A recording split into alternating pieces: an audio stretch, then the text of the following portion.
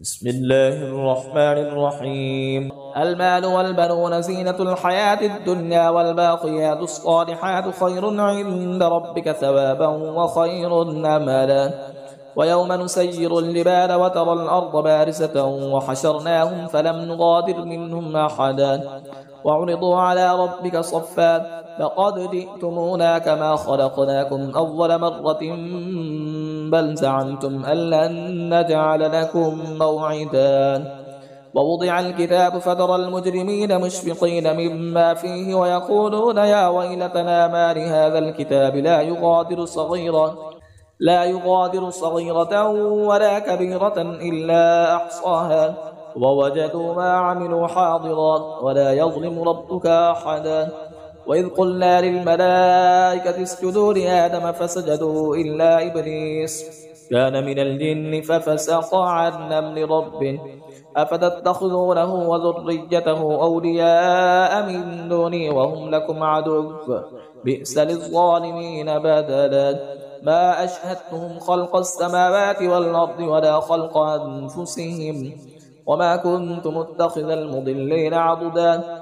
ويوم يقول نادوا شركائي الذين زعمتم فدعوهم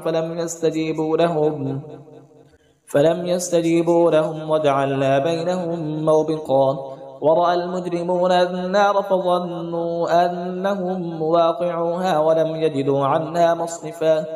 ولقد صرفنا في هذا القرآن للناس من كل مثل وكان الإنسان أكثر شيء جدلا. وما منع الناس أن يؤمنوا إذ جاءهم الهدى ويستغفروا ربهم إلا أن تأتيهم سنة الأولين أو يأتيهم العذاب قبلا. وما نرسل المرسلين إلا مبشرين ومنذرين ويجادل الذين كفروا بالباطل ليدحضوا به الحق واتخذوا آياتي وما أنذروا هزوا.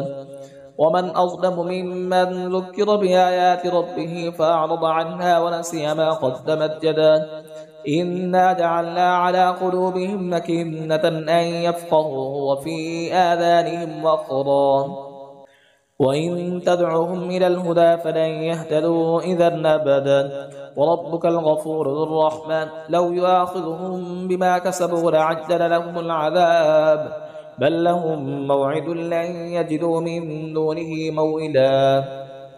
وتلك القرى أهلكناهم لما ظلموا وجعلنا لمهلكهم موعدا. وإذ قال موسى لفتاه لا أبرح حتى أبلغ مجمع البحرين أو أمضي حقبا فلما بلغا مجمع بينهما نسيا حوتهما فاتخذ سبيله في البحر سربا. فلما جاوزا قال لفتاه آتنا غداءنا لقد لقينا من سفرنا هذا نصبا. قال أرأيت إذ أوينا إلى الصخرة فإني نسيت الحوت وما أنسانيه إلا الشيطان أن أذكره واتخذ سبيله في البحر عجبا. قال ذلك ما كنا نبغي فارتدا على آثارهما قصصا فوجدا عبدا من عبادنا آتيناه رحمة من عندنا وعلمناه من لدنا علما.